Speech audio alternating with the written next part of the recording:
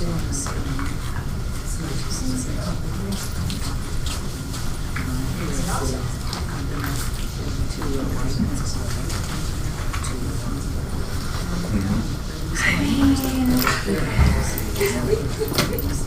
rolling. I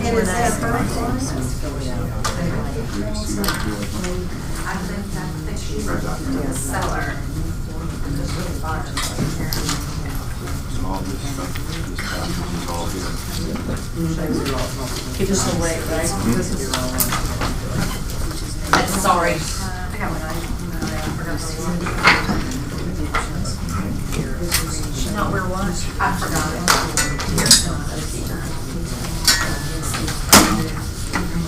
Are you? Sorry to hear that. Great. Okay. Let's go, girl. Get that Facebook over here. Can I please bring one of your first round? Hello! I have a boo-boo. Let me go left.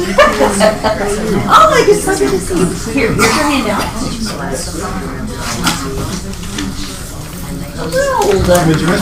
I did. You love your new house? What's that? Love your new house. Here we go. Each of those. There we go. And Eliza. So everybody's got a handout.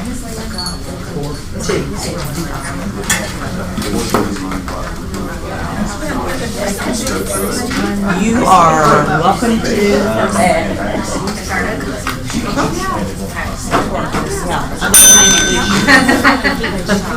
I love that.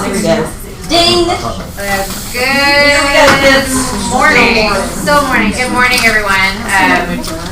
We're going to go ahead and get our Contracts 101 class started. I'm Renee Dillon. I'm with Organic PC. I'm over at our Ashford Dunwoody location. I have my contact information there. That is my cell phone. I'm very good on text if you want to text me a question. There's also my email address. And then closekw@ganicpc.com is a great email to have. It goes to myself and all of my staff. So if you have a time-sensitive question, that's usually a good one to send it to because somebody will get back to you very quickly on that one.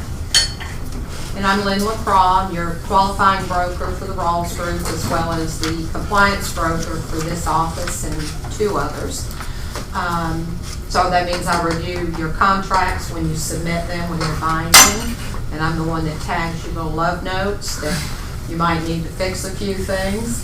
I encourage you to pay attention to those and not wait till the 11th hour to fix them so that you can get paid on time. Okay? My cell number is there, my email is there, I respond 99.9% of the time. If I don't, something's wrong. So it's not very hard to reach me. All right, we'll get started. We're just going to start with the regular purchase and sale agreement, the F201. The one thing you always want to be sure of is you're using the most current. So if you look in the right-hand bottom corner, there's a date. And that one should be, right now, 6/1/19. There'll be revisions that I already know about in January. So then we'll have the newest version will then be 1/1/20. So just always be sure you're using the most current because they do change mid-year. 2 changes a year, first of the year and usually mid-year. Okay. All right, Renee, I'm gonna let you address legal descriptions because that's your favorite topic. My favorite one. One good thing about the current contracts, they didn't always used to be this way. Everything that you're filling in is on the first page of the contract. Doesn't mean the rest of the contract is not important. I encourage you to go, when you leave this class, sit down, read through the contract once. If you know you're taking a buyer out and you haven't made an offer or you haven't made an offer in a while, read through the contract again. I'd say like 95% of questions that many buyers or sellers will ask you, you're going to find the answer within the body of the contract. So starting up here with the legal description. So property ID, you put in the address, you put in the city, county, zip code, MLS number, tax ID number. Those are all great identifying things for the property. We don't transfer title in Georgia though using property addresses. We transfer title using the legal description of the property. So when your buyer sees their deed, they're probably not going to see the property address on it at all. And that's because they renumber, they rename streets. We just can't do it by that. We do it by the legal description. Also, the tax ID number, while it is a good reference point and it gives you the ability to go look up what the property tax bills are, I caution using that as your primary way of identifying the property. A lot of the times, the assessors do not have the dimensions of the property correct. We've seen someone got to closing and it got in the survey. The listing agent had advertised the property as being, 1.95 acres. That's what the tax records had said. Buyer gets a survey or ordered the survey late, got it the morning of closing, and the property was actually 1.35 acres. Tax assessor had just totally missed the boat on it. Thankfully, it was in an area where the value of that land wasn't great, so we ended up closing it. But I caution against going by what the tax assessor says are the dimensions of the property and the acres of the property. Which gets me to the legal description. This is the meat of the contract. This is basically what everyone is contracting to sell and what they're contracting to purchase. So you have 4 options here that you can check. Try not to use 4. Don't fill in the blanks. It's too easy to make a mistake, make a clerical error, or a lot of people will flip the land lot and the lot, and so then if you have an incorrect legal description in there, you really have a voidable contract because you're not describing the property correctly. The one that I like the best is attach it as an exhibit here too. So if you are a listing agent, when you go into the listing appointment, you should be asking your sellers for a couple of pieces of information right there at the beginning, and it should be a copy of their warranty deed, if they have it. That will tell you who owns the property, and that also gives you the legal description so that you can put it correctly into FMLS. While you're at it, ask them for a copy of their owner's title insurance policy and get their payoff information and HOA contact information. That's a good way to get a lot of information right from the beginning. If the warranty deed or legal description is not in FMLS, you can go online and find it with a clerk's cooperative. You have to have the subscription to get that. We have it. For newer agents, especially for KW, if you email the closed KW at gannickpc.com, we can pull the warranty deed for you so that you can attach that as an exhibit to your contract to describe the property. So Renee, it's Yes. Saturday afternoon, and this is my first time doing the contract, and I'm so excited, and my client wants to make an offer, and I just I've got those numbers, the listing agent put the land lot stuff, Yeah. Should I, and it's the weekend, can I still get a warranty deed? You can still email us. We watch that email address over the weekend. You're not going to get as quick a response probably as you would during the week. There's nothing I love more than like a Saturday at 8 o'clock at night with an urgent need this immediately. I think it's rude. But we will get back to you. Like I said, if it is during business hours, you're going to get it pretty quickly. If it's outside of business hours, you will still get a response. It just may not be as immediate as during business hours. But yes, you feel free to email that on the weekend. We keep an eye on that on the weekends. What we don't want to see is a special step that says seller to provide legal description within 48 hours of binding agreement.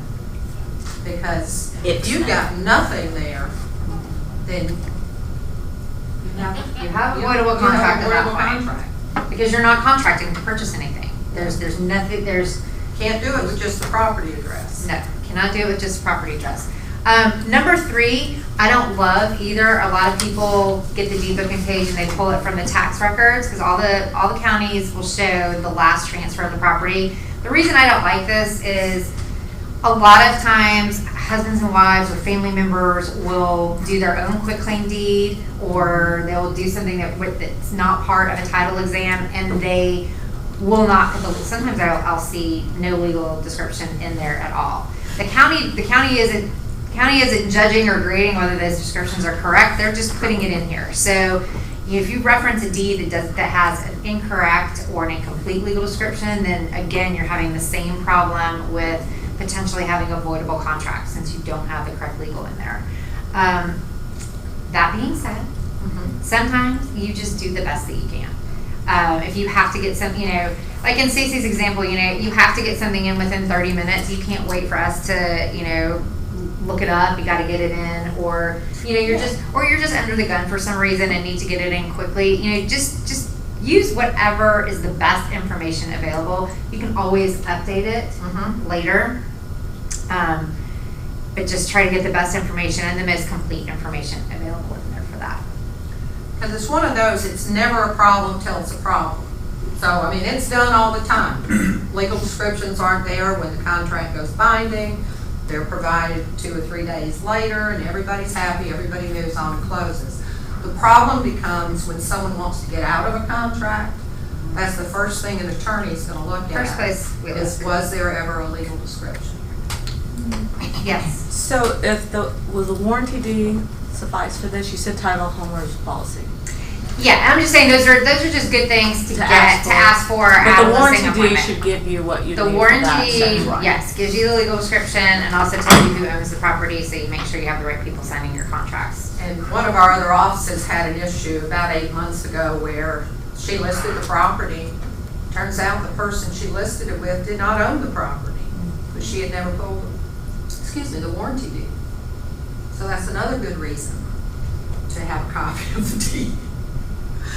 Yeah, sometimes you'll discover that there is a deceased spouse that's still entitled to the property that may need to be addressed at closing. An ex-spouse may be on title. This is when you find out that mom and dad purchased the property with their kid, and the kid's listing it, but mom and dad are still on title as well. Or vice versa, sometimes parents will add a kid to title thinking it's good estate planning, and it's not. But you need to make sure you have all the parties that own the property signing the contract. Yes. What if a person's had the home for a very long time and they don't have access to the warranty deed or the? That's when Then that's when you contact us. Okay, so call you. No, Yeah, don't don't call me. Email the closed KW at Gannett PC and somebody can Call pull her it at up 9 for you. p.m. Saturday night. Yeah. Exactly. I do 6 a.m. on Saturday mornings. Yeah. No, just email us, and sometimes, if people have owned the property for 50 years, we may not even be able to pull it offline. We'll have to get a title examiner to go down and actually go into the stacks and pull it out of the record books. But if you're doing a listing, I just recommend doing it as early as possible, just so that from the get-go, you know who you're supposed to be dealing with and what the property is. Because sometimes you'll find, they own part of the other lot, or they don't own everything that they say they own. So it's just a good idea to get it. We drummed in legal descriptions. Any questions on legal description? I feel like I got all of it out that time. Okay, but can you, just address number 2? Condominium. So The F-204, if you're doing a condominium, you still write your purchase and sale agreement on this purchase and sale agreement. There is no condo purchase and sale agreement. What we did a couple years ago is did the exhibit, the F-204. That will have the legal description on the first paragraph, and then there's 2 other paragraphs that talk about the condominium association, and I forget what else, but it's other information on there besides legal. So when you see the word condominium in a legal description, that's where you need to see it. Someone will say, well, it's a fee simple condo or fee simple townhome. FMLS. Condominium. Yeah, FMLS drives me nuts because the way they have, the options they give make it very confusing to determine if something is a condominium versus a townhome. Yeah. The only way to really determine which is which is to look at the legal description of the property. Except for like one old converted Yeah. like apartment. Almost without exception, the legal description will say, Condominium. Riverwood, a condominium, and it will reference the declaration of condominium in there. So if you don't see those words, then it's probably a townhome. And it becomes important for loan purposes. There's a whole different set of requirements for condos versus townhomes. And it's not always apparent by looking at the property what is a condo and a townhome. Because builders, particularly in this area, because there's different zoning requirements for each, some will create it as a condominium, but it looks like looks like a townhome, it acts like a townhome, but it's really a condominium, and vice versa. So I feel like it hasn't come up lately, but we usually go through a run. We usually go through a run of things where there's just a lot of confusion as to what it is. But and the nice thing, I'm sorry, go ahead. To the condominium, the attached F204, can we assume that the seller or the owner would not have that or would have that? No, that's a GAR form. Oh, okay. Yeah, that's the other nice change that was made, is any form that needs to be attached, it tells you exactly what form you need to be pulling.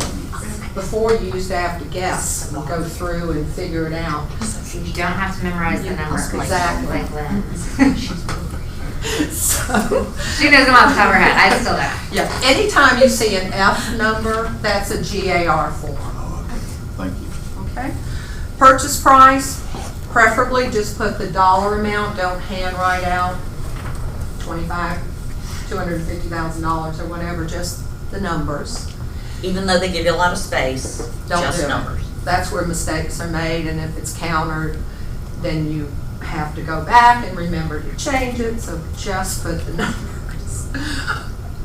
Closing costs, called seller's contribution at closing. Work with your buyer's lender, know what their closing costs are gonna be, because they'll change depending on what kind of loan they're getting. If they're putting down more money, they may be less. If they're putting down 5%, they may be more. It may change depending on what their loan program is. Yeah. So the big problem with the closing costs is if you overestimate and they don't have that much in closing costs, or sometimes they have to put so much money of their own into the transaction that you can't, even though there are enough closing costs, the lender won't let you use all of it because the buyer has to put X amount of dollars into the transaction themselves. So if that happens, that money is just left on the table. The buyer doesn't get it back in any way. It's a freebie to the seller. It's money they didn't have to pay. And let me tell you, when buyers figure that out at the table, they get really mad. And they get mad at you because why did you write the contract that way? So talk to their lender and find out what that number should be. I mean, You'll be within a few $100s either way. What you don't want to be is you ask for $10,000 and they're only $5,000. Then the buyer feels like they left $5,000 on the table. And if you read the contract, and every paragraph references is the number on the front. So read paragraph 3. It tells you what happens, and it says it stays the property of the seller. I'm gonna just jump in and show some, because we have some contract virgins in the room that, brand new babies. So when we get a little further in Ignite, so you see this, but we're gonna read the pages and see what all those paragraphs mean, and there will be quizzes, and so all of this is explained, so. That's the great thing, is it's so easy to look at number 3, go to the next page and read the paragraph, and it tells you exactly what seller's contribution at closing is. And you can't, that has to be a dollar amount. You can't do it as a percentage of total. I personally don't like, you can. Well, that's, Yes, it's got a dollar sign. Yeah, I would prefer it be dollars. Years ago, we had the option of doing a percentage. but You risk it's- losing money for your client if you don't do this in collaboration with their lender. Don't make up the number yourself. You really could make a mistake. Yeah, so I was thinking as far as percentage, if you just do 100%, right? So there's no money to be left on the table, whatever that number is. If I were a listing agent, I wouldn't touch it with a 10-foot pole. Okay, fair enough, fair enough. You gotta play both sides of it. yeah. I mean, they're doing the calculations in their head as to what the seller's going to net. They, and a seller's not going to understand that for the most part. So they want to They know understand a number. numbers. They understand numbers. They don't understand that. Okay. You got to keep it simple for them. Exactly. right, closing date and possession, closing date shall be. It's not an on or before, it's closing date shall be. Look at your calendar. Make sure you're not picking a Saturday, a Sunday, a Federal federal holiday. We're open most federal holidays, but the Yeah. problem is the banks The are banks not. And since pretty much all money exchange is done via wire transfer, it's really difficult to close on a bank holiday now because it's always a Monday and no one wants to send their money Friday 3 days Yeah, ahead of time. exactly. So, you know, bank holidays are not great to close on. We can still do it sometimes, but you know, try to avoid those if possible. This is where I also like to say that we close on Mondays and Tuesdays and Wednesdays and Thursdays and not just Friday. We close all month long, not just at the end of the month. Fridays and end of the months are very busy. This past, was it, no, not July, June, the past 2 years, June, the last business day of June has been a Friday, and it's been crazy town. And not just with us, just, you know, with everyone. With everybody. People like to close at the end of the month because it's less interest, less prepaid interest on the loan that you have to bring to closing. You pay interest on the loan no matter when you close during the month, so you know you're really just trying to pick a time and date that's good for your client. If you have a first-time home buyer, or if you just have nervous buyers, don't schedule them for 4 o'clock on a Friday. You know, schedule them at kind of a neutral time. You know, 11 a.m. is always good. 1 or 2 o'clock is always good. You know, middle of the week. I feel like Wednesdays are usually our lightest days for some reason. So a Wednesday is always good. And how long does the closing usually take? It takes as long as it takes for the buyers to sign the papers. How I quickly would say, can it go? I would say, I mean, my closings usually average about 30 to 35 minutes of signing. During the closing, we usually will have to send some documents over to the lender to review, but I do that while we're signing, so hopefully by the time we're finished signing, it gets taken care of. And then there's always, we need, 10, 15 minutes to cut checks and make copies. So plan on being there an hour. We're usually finished, we try to finish in under an hour. But They usually do. we allot an hour for the closing. So, just let your buyers know that they will probably be there for the hour. And please don't tell your sellers to come late or to come 20 to 30 minutes into closing. We've seen a lot of people doing that. Because the seller doesn't have much to sign is the reason. Yeah. But a lot of times we have to send documents signed by the seller to the lender to review. So if the seller's showing up late, it's delaying the entire funding process. And because most of the lenders do require us to send documents over for funding, this is another reason, to try to avoid those Fridays and end of the month, because not only are we busy, but the lenders are busy. So sometimes you'll sit and wait. I mean, on a busy day, we've waited 45 minutes to an hour after signing just to get funding approval from the lender. So pick your date and then check the box. Either possessions at closing, or it's going to be 2 days, 3 days, 10 days, whatever, after closing. If you check that box, that it's after, so many days after closing, even if it's at 6, you're closing at 10 a.m., buyer doesn't get possession at 6 p.m., attach the F-219. That's protection for everybody. And a couple things about this. So when it says at closing, I always say Yeah. for your sellers, when they show up at the attorney's office for the closing, they need to never have to go back to that house again. They are giving it possession as soon as the closing is finished, so they need to be cleaned out. They need to be ready to go. I've seen a lot of agents show up sweaty and disheveled to closing because they were helping haul stuff out right that morning. But just let your sellers know that closing time, they need to be out of the house. The other part of that is possession is at closing. That means when we have the ability to fund the transaction. So you may get there at 10 o'clock, but the buyer's wire is lost, or it didn't get, Bank of America didn't send it out. They're notorious for that. I don't know, Wells is the one that doesn't send them out. Wells just puts it in a basket and lets it sit there for 4 hours.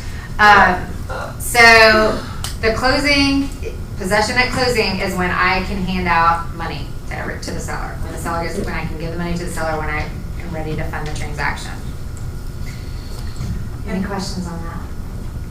And if you're the buyer's agent, communicate with the listing agent. Be sure that those people are gonna be out of the house so that your buyer, who's got moving trucks lined up, utilities, whatever, it's amazing how many issues we have where the listing agent just assumed her folks knew they needed to be out by 10 o'clock.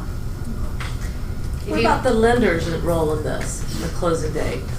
I mean, is it assumed a 30-day out? Is it assumed? That's again talking to the lender, but Yeah. I think on average what we're seeing is 30 to 45. Yeah, 30 to 45 is average. Yeah, when there's a loan involved. But that's, again, it's all teamwork. You gotta talk to everybody that's involved, which is the lender, the buyer, the agent, the attorney, make sure they get a copy of the contract so they can get you on their books. They can always change it if the date needs to change. Yeah, and I always encourage everybody, when you go under contract, go ahead and schedule the closing. You can always change the date and time, but at least, lock in whatever's most convenient for your client and whatever works for them. Particularly if you are gonna close on one of those busy days, you don't wanna call a week prior to closing and, we'll always fit you in, but it may not be the time slot that's gonna work best for your clients. We'll jump to closing attorney law firm. Okay. And then I'll go back to Ernest. Okay, number 6, it's always Gannick PC. There's no reason to put anything else in there. Just always put that in. Seriously, we would love you to close all your transactions with us. If you're not closing with us, at least put a name in there. It drives me crazy when I see TBD or TBD by buyer. Most buyers don't know closing attorneys. Most of my friends forget exactly what I do. They know I practice some sort of law. So most people do not know a closing attorney. And really, you want to be in control of the transaction. You want to choose where it's closing. You want to choose where you have a direct contact, where you have whoever's going to communicate best for you and work best for your client. So put us in there, put in somebody. Also, I always recommend put in some sort of identifier. We have multiple office locations, as do most firms in town. So it just helps everybody staying on the same page as to which location they're closing at. Like for ours, you can put my name. You can put I love seeing my name in the contract. It makes me feel so special. You can put my name. You can put Perimeter North or Ashford Dunwoody location, or Midtown if you're closing at our Midtown office.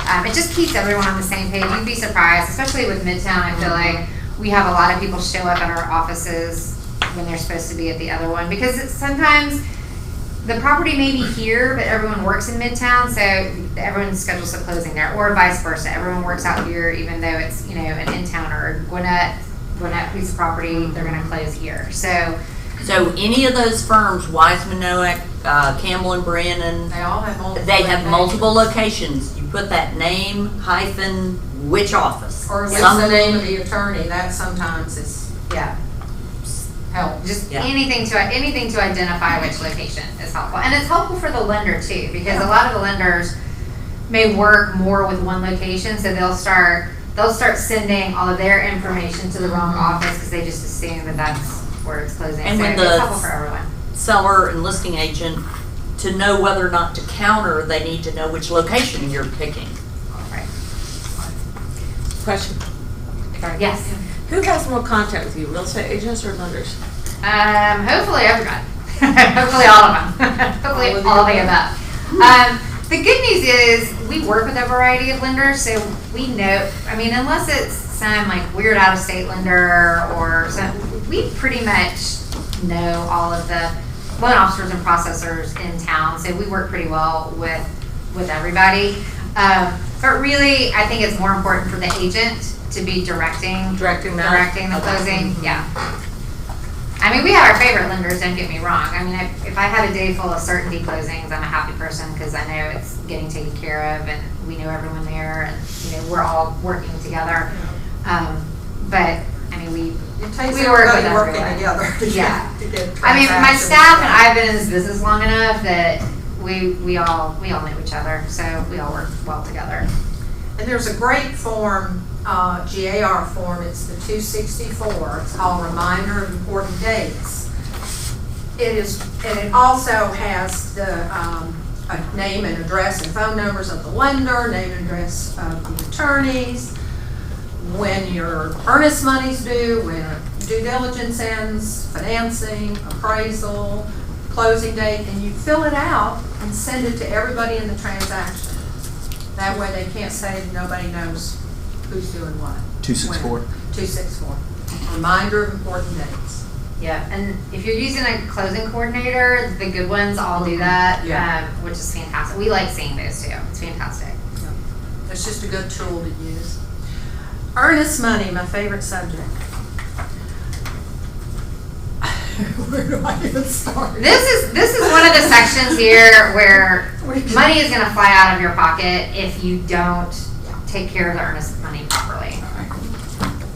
Preferably, you're going, well, first go back to number 5, holder of the earnest money. If you're working with the buyer and it's not a builder or, an unusual situation, almost always we will hold the money here. So you would put Keller Williams Atlanta perimeter.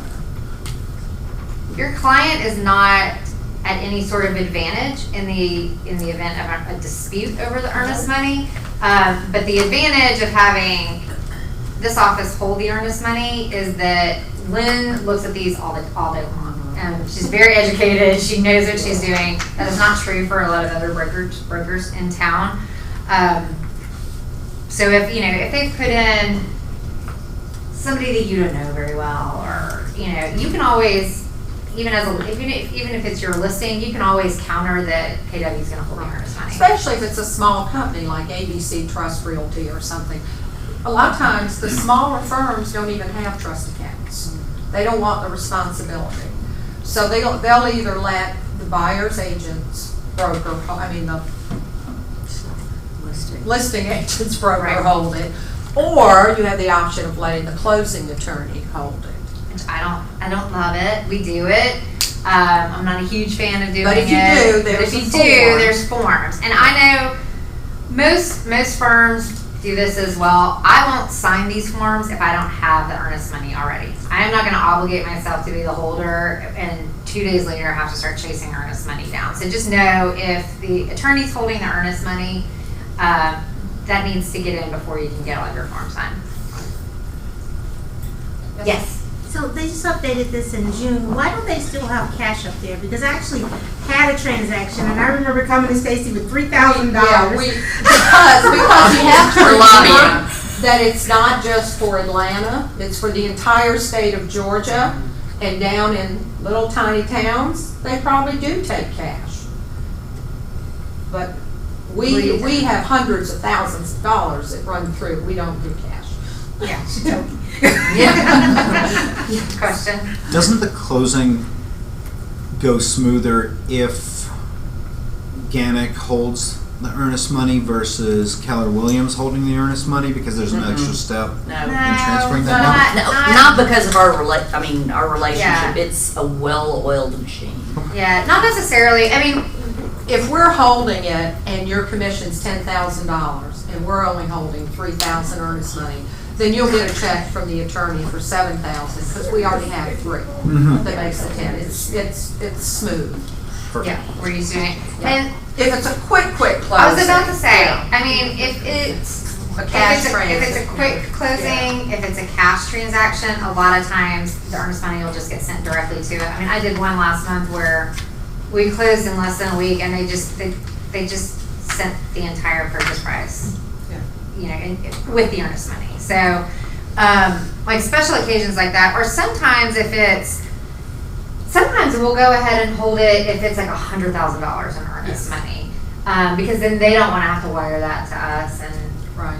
I mean, I'll take pretty high checks from y'all, but Yeah, I mean, there's no hard and fast rules. It's just whatever sometimes works best for the situation, the timing, and what everyone agrees to. But as far as timing is concerned, there's no delays really, one or the other. It's all pretty simple. Okay. no. No, now if you get more earnest money than what your commission is gonna be, then you have to come to the office, pick up a check, take it to the attorney. So just keep that in mind. Thank you. So just to be clear, they can only provide a check or wire funds, no cash. No cash. And we do money orders as well. Now, I don't know how you list Well, money orders. the issue is the lender has to be able to To source source the the money. funds. The Patriot Act says we can't deal with money coming from a terrorist or a drug dealer. And if you just give cash, they don't know where it came from. So they prefer to avoid the buyers having anything in cash. Federal regulations.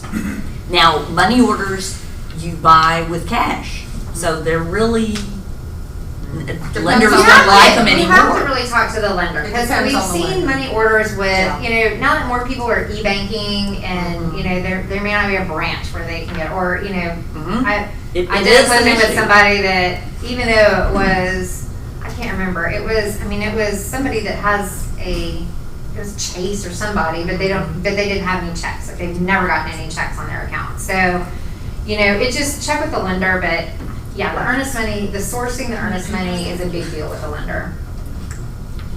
And when you're doing your buyer prep, remind them they're gonna have to have earnest money, so, you know, We had somebody drive to Tennessee Yeah. the other week to get, to initiate a wire, like they couldn't do it online. And they had to go into a branch that was only in Tennessee. Well, and Sherry's client that she's talking about was in North Carolina. And after she left cash, she went back to North Carolina, so it was. It was.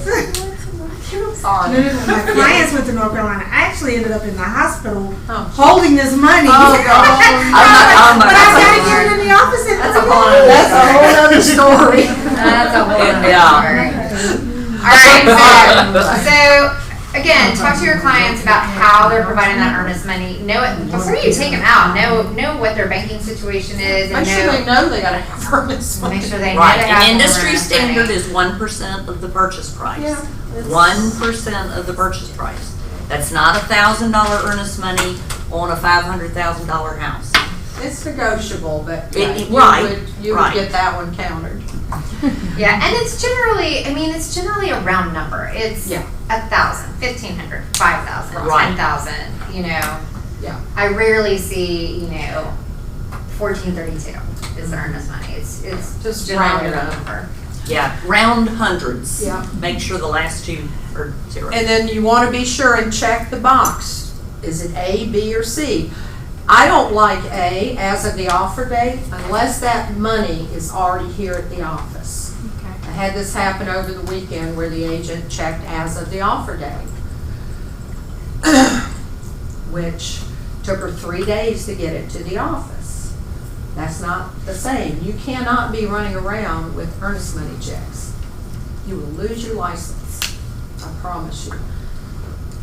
So when you get an earnest money check, you need to, as soon as reasonably possible, I don't mean that you have to be here at midnight, but you really need to be here the next day and turning it in, out of your possession, into the office.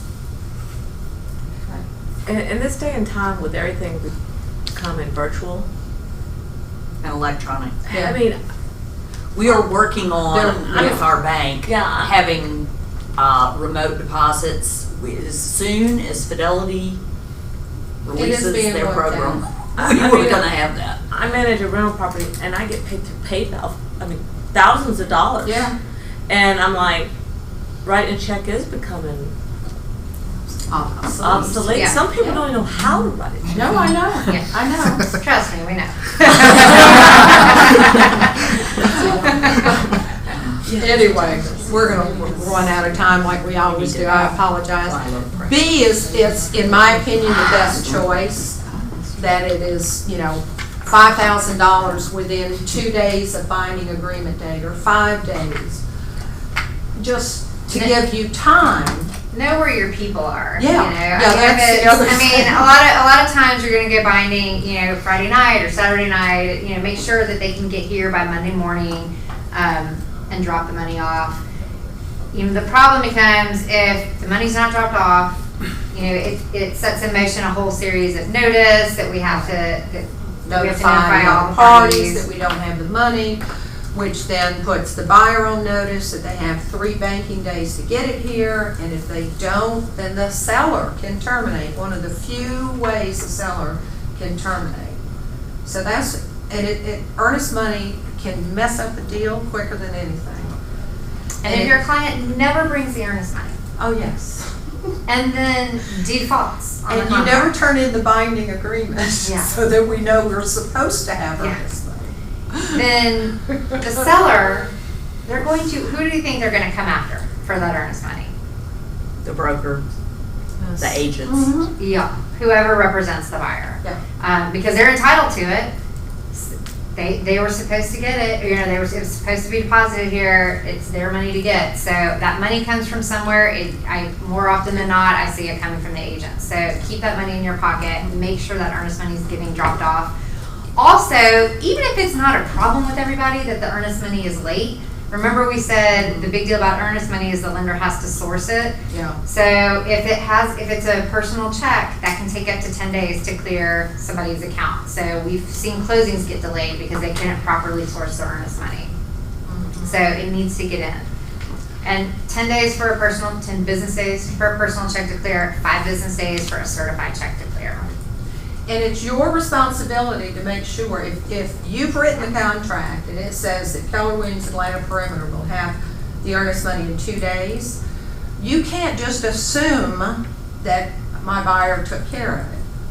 You need to be sure that Ellie or Lauren has it.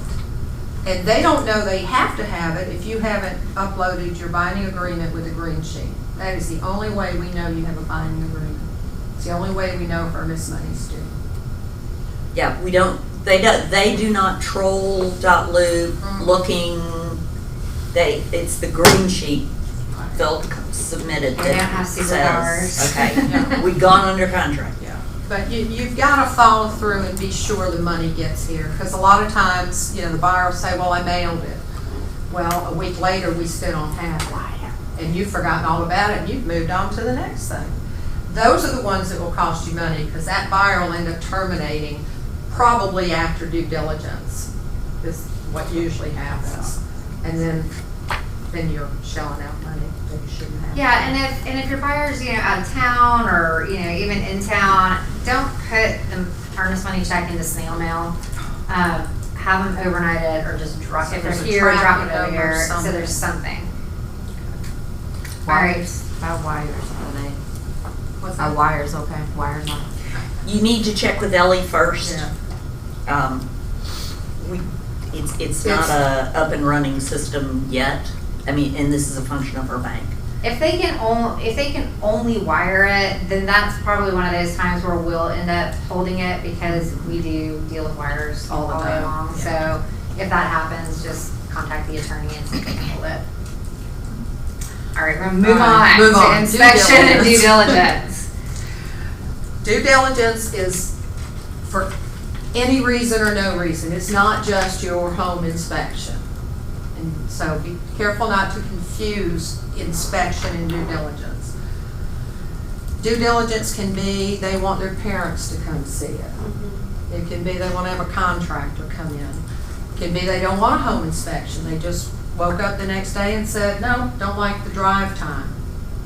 So that's a precious time that we didn't have for many, many years in a contract. Once a buyer signed a contract, the only way they could get out was with defects of the property that the seller wasn't willing to take care of. So this is a blessing in some ways. Terrible. Yeah, it was awful back then. And for those of you who were in the sales meeting, to contrast with new construction, builders don't give Due diligence. purchasers No. that due diligence period. Really? Really? Yes, you sign the contract, give them some earnest money. They typically want you to pay up front for any Options. upgrades that you're gonna get. And you don't get the 7, 10, 14 days. Decide if you want the You've property or got to not. tell your buyers that. Yeah. And every builder contract is different. And believe me, they're all written to protect the builder. There is no protection in there for a buyer or the brokers, which is why we love our GAR contracts. but there's times you can't use them. Okay? Average time for due diligence right now is probably 10 days. 10 days. Depending on what kind of market it is. When it's, a crazy good seller's market, we're seeing 7 days, sometimes even 5. When it's more of a buyer's market, it could tick up to as much as 14. But 10 is about average. Just if your buyers want a lot of specialized inspections, or if you're doing a really short due diligence period, make sure that your inspector can get out there within the time frame. Because there's no unilateral extending due diligence. The seller would have to agree, so you don't want to miss your due diligence time. All time periods except the closing date end at 11:59 p.m. Eastern Standard Time. There is talk at the Forms Committee about trying to change that, but I don't know when or if that will ever happen, to more like a 8 p.m. You can write a special step that says all parties agree and acknowledge that time frames in this agreement shall end at 8 p.m. or 5 p.m., whatever. Because who wants to be up at 11:59 p.m. trying to find a buyer to sign a termination so they don't lose their earnest money? Because that's what happens. And once due diligence is over, It's done. they're buying that house as is. They have 12:02 is too late. Yeah, they have no more opportunities to negotiate or get out of the contract. Yeah. So if you are bumping up on the end of due diligence and you're still negotiating, or your buyers and sellers are still negotiating what they want to do, I always recommend talk to your buyer and have a termination ready to go. If they can't get the repairs they want, if they want to terminate, so that you have the termination ready, or let them know that, hey, if you can't get the repairs you want, are you okay with this purchasing it as is? Do not send an amendment to address concerns and a unilateral termination at the same time. No, don't do that. I had an agent do that last week. Either or. I mean, that's what he was saying to the seller's agent. Either sign our amendment to address concerns or we're terminating. He sent them both. Seller said fine. They terminated. They moved on to the next contract. And they had every right to. So you can't play that game. Yeah, you don't do that until you're getting to the bitter end and either the seller's Yes, just the not buyer's getting back to decision. you. Yeah. But And don't, if you're in the middle of negotiating repairs on your amendment to address concerns, just because you're in the middle of it doesn't mean that due diligence keeps going. When it ends, it ends. If you're in the middle of it, then you'll need to extend the Yeah. due diligence period. Or terminate. Or terminate. Or take the chance that the seller doesn't have to do anything.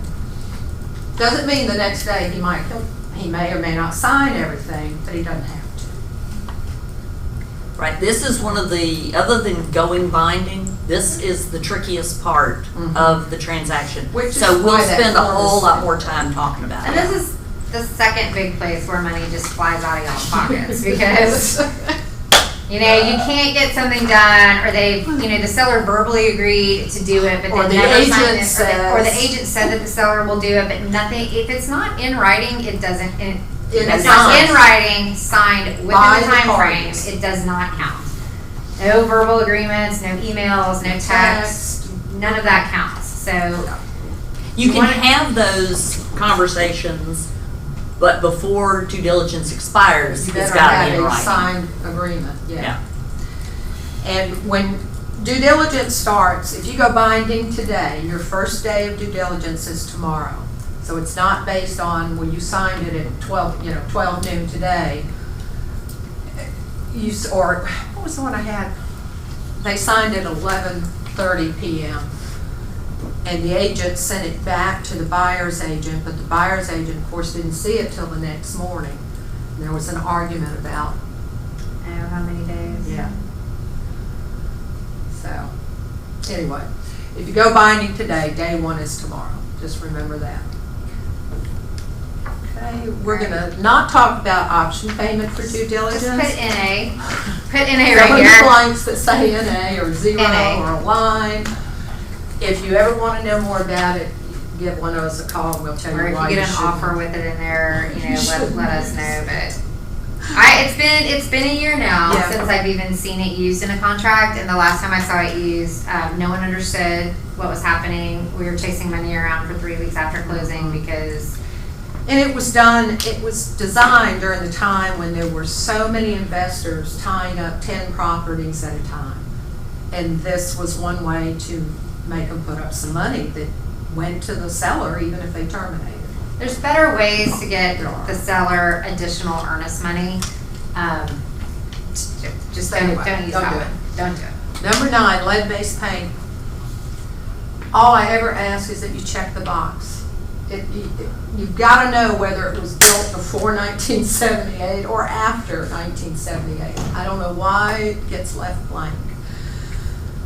So please check the box. And this is a federal requirement. Yeah. This isn't a state requirement or a broker requirement. It's a federal requirement to provide the exhibit if it was built prior to 1978, because the buyers have to have the opportunity to conduct a lead paint inspection.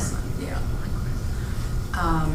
And keep in mind, it's not just a property, it's any portion thereof or any fixture thereof. We've seen a lot of mantles, door, wooden doors, whatever. It never hurts to have it attached as an exhibit, no matter, even if the house was built after 1978. It's not a requirement, but it's not a bad idea.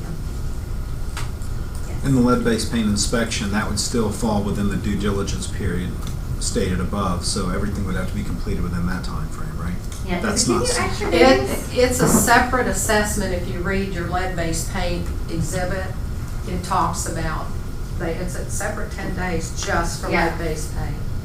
So it can extend 10 days beyond the original. It doesn't 10 extend days. your due No. diligence. It only And gives, 10 it days gives to you, do it. if you have a 7-day due diligence, you still have You 10 can still opt for a days 10-day to look at lead-based. lead-based paint, but only lead-based. Concurrently with the due diligence period. Yes, And then it doesn't give you additional No. days. Okay. Okay. And there's lots of little places on the lead-based paint exhibit to initial, to answer a couple of questions. Yeah. And everybody in the transaction signs it. Listing broker, selling broker, buyer and seller. And that's the form that if the EPA decides to audit files, which they do, they come into the office and just start pulling out files. And if we don't have a completed lead-based paint when it was built before 1978, we get fined $11,000 per missing whatever, and you get fined $11,000 each. We both do. And it goes up with each time they find something wrong on that form.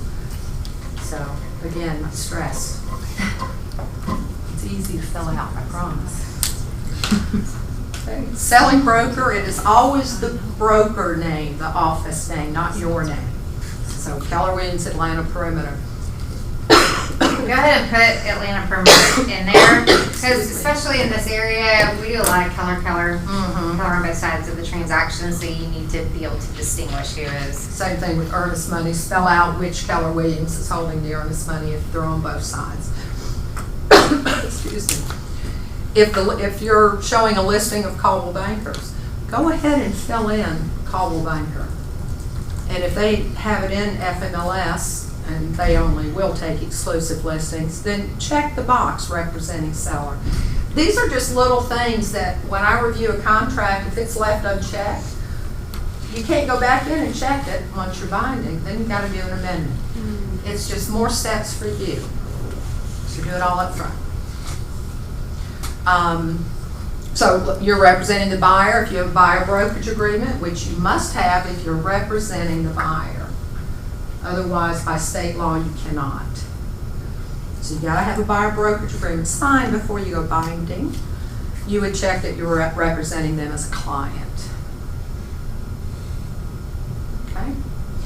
The customer usually happens when you have the listing, you're already representing the seller. Buyer walks in on an open house, doesn't have an agent, but wants to buy the house. You would then treat them as a customer. which means all you can do is fill out the papers. You can't advise At them. their direction. At They their can tell direction. you how to fill it out. Yeah. Okay. Dual agency, that, we don't do agency. It is not illegal, but it is a company policy and a policy with most brokerages, no dual agency. How do you represent a buyer and seller in the same transaction? Truly, I mean, how You can can't you? negotiate against yourself. Yeah. To where someone's not gonna feel slighted. And I will say, I mean, I see these transactions closed where somebody's represented both sides, and not one time do they get a 6% commission. Somebody has gotten mad, one of the two parties, most likely usually both of them, has gotten mad, and they end up walking away with 2%, 3%, 1%. You know, it's really tempting to go after that full 6%, you know, if you are sitting there holding an open house and a buyer comes in. But I promise you, you usually end up ruining the relationship with both the seller and the buyer. And it's better to take 3%, get referrals from that person for representing them adequately If they want and to make be money in the represented. future. Yep. And if they want representation, there's a lot of good agents in this office that you can direct them to. Some of which may even give you a referral fee for directing. But you can find them someone to work with. So if the selling broker and the listing brokers, both Keller Williams, Atlanta Perimeter, then you would check number 4, acting as a designated agent. That's only if you're in the same office, not Keller Williams overall, same office. So you would have Keller Williams, Atlanta Perimeter up top, you check number 4, and that's where you would actually put your name. Yeah, even if it's another Rawls Group office, it's still not designated Only agent. this office. I call it a double quap transaction. Yeah, Double quap. Double quap. Okay. Any questions on brokerage relationships? There's no test on this. You can ask all the questions you want. You can call any of us, so you're good. Material relationship. The way I look at that, if you have to ask the question, should I disclose, then you should disclose. But for instance, if I'm selling, you're my daughter, and I'm your agent, I would disclose that. Selling It agent doesn't hurt is to mother disclose. of buyer, uncle, cousin, best friend of 40 years, Next door. business partner. You don't want a Boyfriend, party girlfriend. to cry foul Not bad, later I on mean- and claim that something was amiss, something shady going on, this wasn't disclosed, somebody's trying to get out of the contract. Agent and seller have a personal relationship. Leave it at that. I mean, it's, again, it doesn't hurt anything, and it might help you if someone were to come back and say, well, I didn't know. Now, if you're buying or selling your own property, there's a whole GAR special step that should be used. It's special step 102, and it's a little more detailed, where it says, all parties are aware, agent is licensed agent in the state of Georgia and acting as a principal in the transaction. Okay. Any questions on the front page? Time limit. Time limit. That's always, you know. And we there's- talked about it in sales meeting. Yeah, that there's it's- no rule of thumb, but you gotta know, is that seller on a cruise overseas and, you know, has limited access? You don't wanna give them 12 hours to People answer. list their house and leave the country They- like you wouldn't believe. Yeah.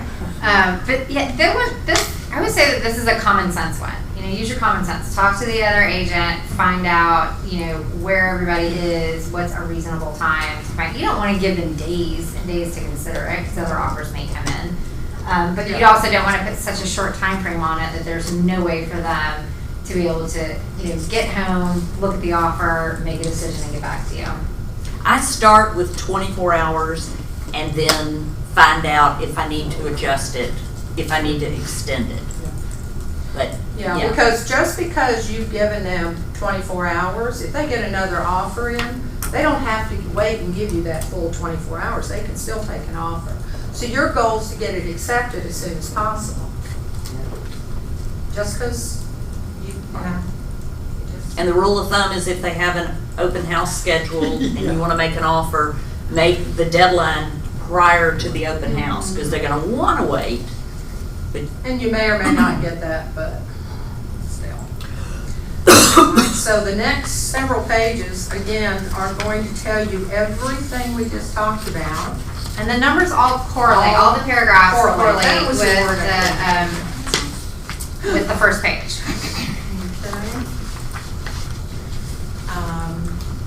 But there's a lot more meat in the contract, because it talks about using the 8-day unilateral extension of a closing date. Really hard to use. I mean, there's very few circumstances where it really applies to be used. And people try to use it all the time incorrectly. So, I mean, I've argued with other brokers that they couldn't be used. So just know what the parameters are for that. The one change that was made this year too is on the default remedies. Now, if the buyer defaults, the seller's only remedy is the earnest money. Used to be they could sue and all this stuff. They just get the earnest money, liquidated damages.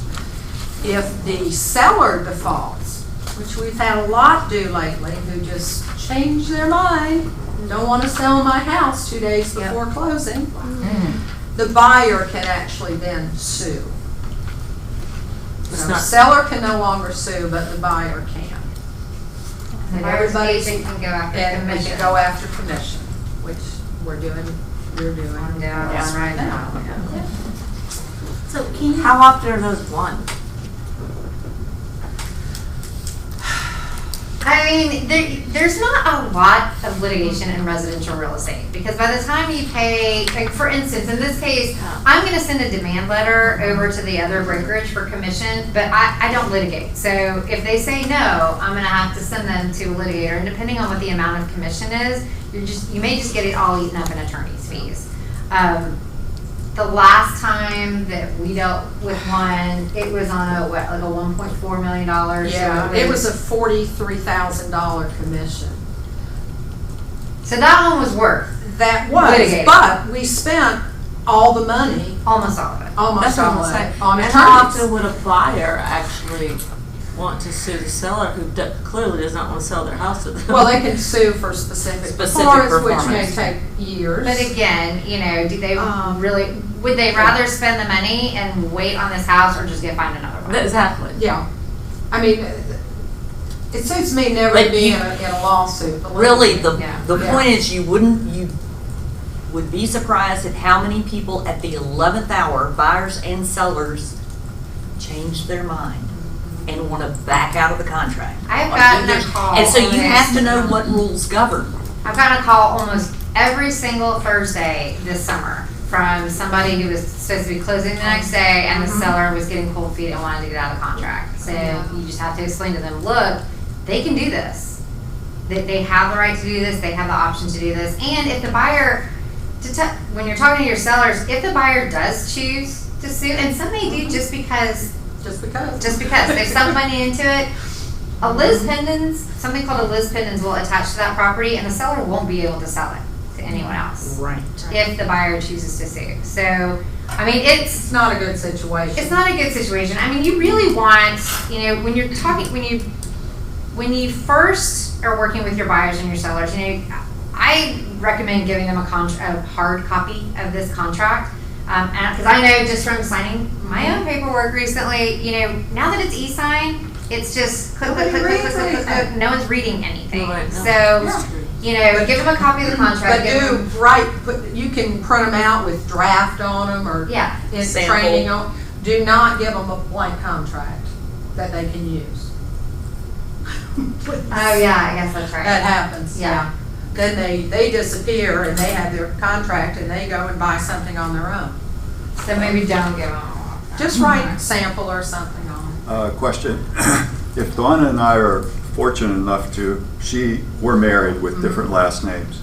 If she's fortunate enough to have a listing and I procure a buyer, could that be like a slippery slope in terms of one, relationship, and two, like dual agency because? Not if you disclose it properly. That is being looked at with the Real Estate Commission. I'm on an education committee with them, and that's a hot and heavy subject right now.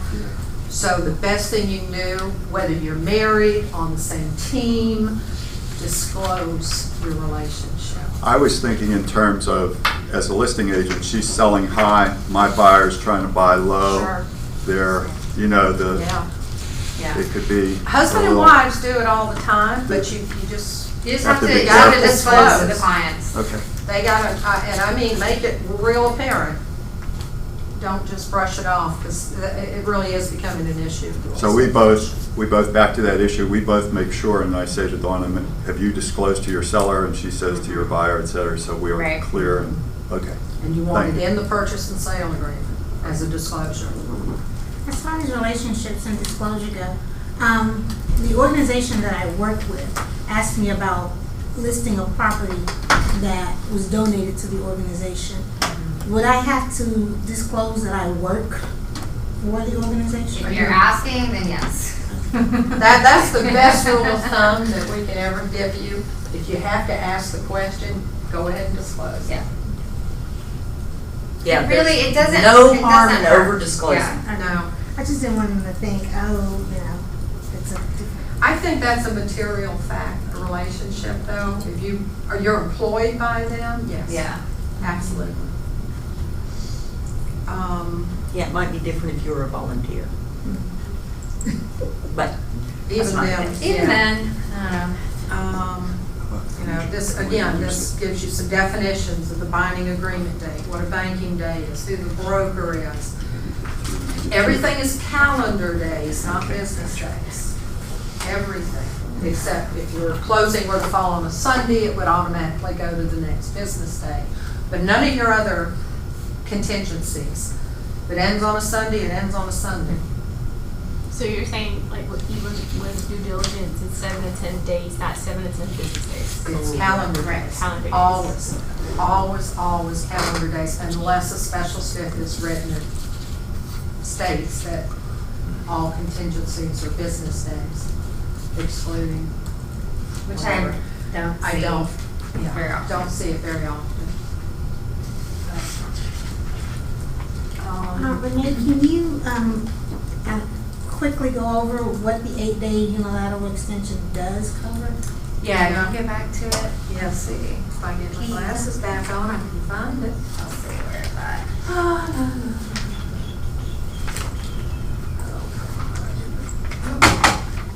Oh, this thing's gone crazy, Renee. Where'd it go? it's on the second page. I know it is. That- Number the 6? thing is 4, going no, number crazy. 4. Oh, well, it could be 6. I've got an old. There. No, above that. Back up. Yep. Right there, number 4, yeah. Okay, so 4A. it's really narrow. So the only time the seller can really do it is if there's title problems that they can't fix by paying for them. Meaning, a lot of times we get somebody that has a huge IRS lien and they want to keep negotiating it up to the day of closing.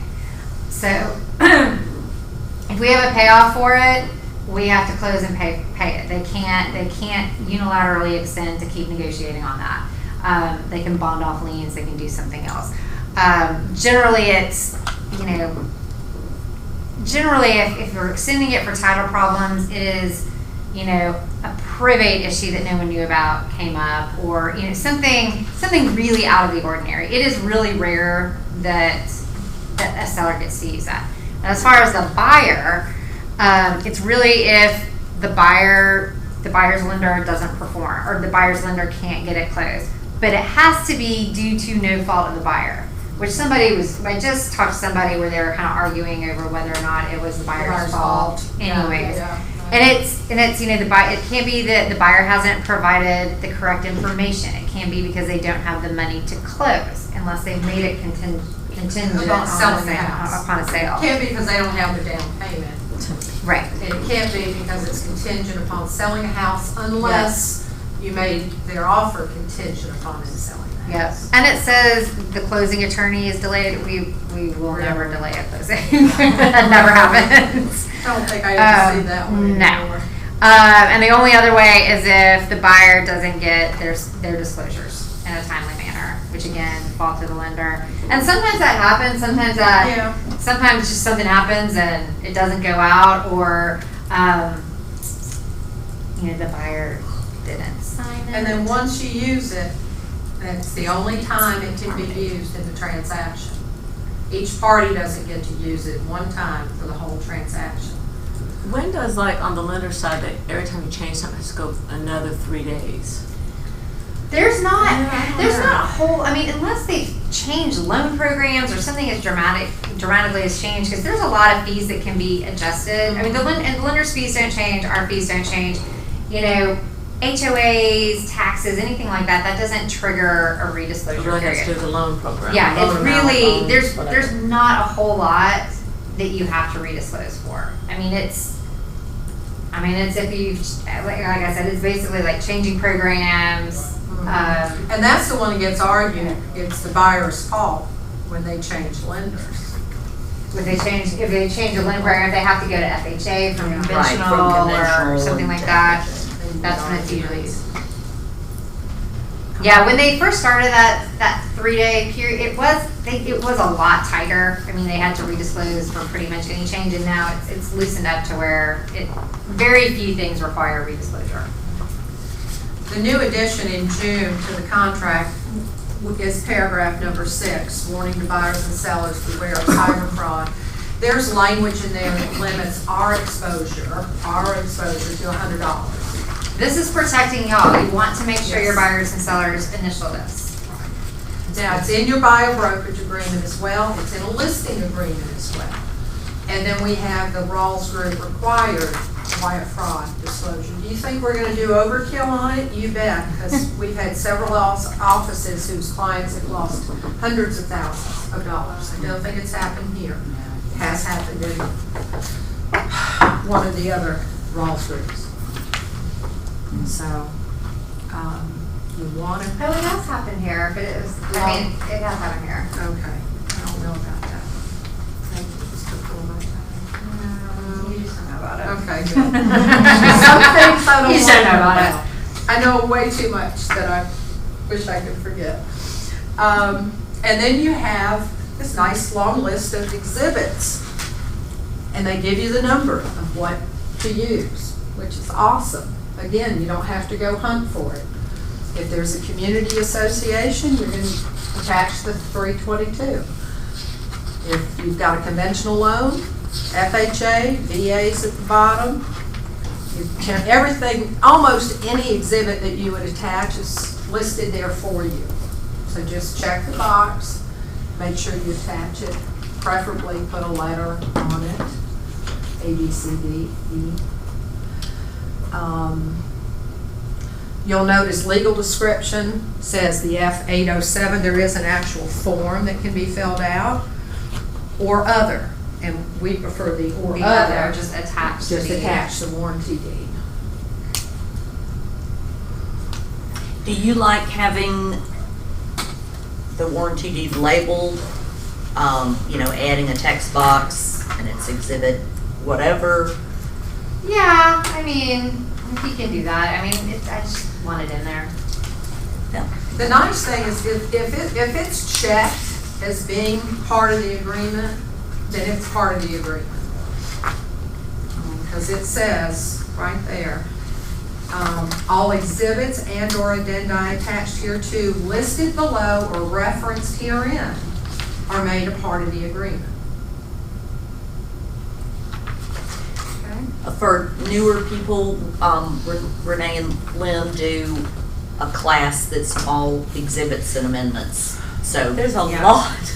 I know. And Well, we don't go through all of them, but we just go through. in the your main ones. packet is the list of all the GARF forms, Yeah, the brochures. last 2 or 3 pages of your They're packet. broken into the ones you need for brokerage engagements, the one you need for purchase and sale, disclosures, contingencies, all those lovely things. I know, it's time, sorry.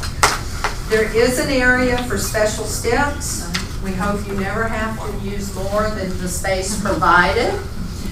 I think you, Stacy, also printed out kind of the basic rules when you write a special step, how you need to be very, very clear of who's doing what, who's paying for it, and when's it gonna be done, and are you getting receipts, and what And try to happens if use- they don't and do what it? happens if they don't. Try to use the GAR special steps, there's if at all possible. 12 or 14 pages of Can you sheets. give an Plus, example of a special step? Home warranty, yeah. who's Seller to paying for provide it, who's home ordering warranty it. of buyer's choice up to $500 to be ordered by the selling agent, the Okay. Yeah. buyer's agent. If you just wrote in, seller agrees to provide home warranty, It's not enough. you left a whole lot of things out. Up to 500 or something. Yeah, Yeah. up to 500, or if you know which company he wants to use, Yeah, from. don't leave things open to American Home interpretation, Shield. because it won't work out well for you or your It can client. be home to be professionally cleaned and receipt provided 2 days prior to closing. There's, Stacy, didn't I send you all the Yes. special Yeah. steps? I'll I share kind of that. highlighted the ones that we use a lot. Okay, she's got it. I'll share. All right. And then we're out of time, but signature page, you can fill in as much or as little as you want about the buyer and or the seller. If they're unrepresented, You gotta have their email. you gotta have their address. email address in there. You cannot give notice to an unrepresented party to the contract. And the only party to the contract's the buyer and the seller. You don't have to sign it. You're not a party to it. As long as the buyer and seller sign it and it's delivered back to each of them. But if they're unrepresented, you definitely need to have an email address to be able to give them notice. Who fills in at the very bottom that binding agreement date? I always have an issue with that. Let me, And I think it's a quirk too with Dotloop, if I'm not mistaken, that you have to Well- almost download it as a PDF. Right, but there There- are two things. I think Donna was asking, is there really a rule? They recently changed that it doesn't have to follow tradition Well, anymore. it is. Does it have to be filled in? Oh, yeah. It should, Yeah. because anyone can all- bind it, it's just that both parties have to know that they're under contract. right, have to get a copy of it back. A buyer can bind it, a seller can bind it, the The agents agent? can bind it. But a buyer seller certainly can. I had a problem with that because when I would try to, I couldn't bind it until they signed it. But Right. when I would go in to Right. put the It dates wipes it after out. it's Then it signed, wipes out the signature. That's true. So I had to Yeah, have right. them sign like 4 times. Well, Okay. and we're probably, that'll be corrected before Yes, long. we're about to make a change Yeah, from .loop to DocuSign, so that'll keep should track of phase that. out. Does somebody Um, bind it? Binding, this is, your definition is right there, binding agreement date. And then real quick, when you are the agent and there's an agent on the other side, this information has got to be filled in. Your license number, per license law, has to be on the form. These aren't my requirements, Renee's requirements. What I'm telling you is Georgia license law. So you would have your Georgia real estate license number, an email, if that's how you're going to communicate with the other agent. Be sure it's the email that you want to receive notice. Because if you put in lynlacroix@kw.com, but send it to lacroix@comcast.net, for instance, something important like a termination, Yeah, that's not noticed. that's not notice. It's got to be sent to the address, email address listed. Same thing with brokerage firm license number, that is a requirement with GRAC. So we teach that even though that's not, if you're representing the buyer, we want you to fill the whole thing out, and I'll teach you how to find that information. Don't leave it for the other agent to fill in because they never do. And then you have gaps. Okay. sorry. Yeah, it's just a ton. It is. But I promise, we're all here to help. Yep. If you ever have questions, ask. Yeah. Ask either of And us. don't ever hesitate to ask a question. I promise you, there is never, ever a stupid question. No. I'd much rather you ask the question than do something wrong. And, if I don't know the answer, I may send you to Renee. Or, Vice versa. or we'll figure it out, but I'm not gonna. And don't try to call both of us to get a better answer from one of us. Usually, it's like that little mom and dad. Mom and dad. Yeah. We're usually on the same page. So pick one and then go with that person. Unless that person says call Renee. Thank you very much. Thank you. Thank you. Thank you.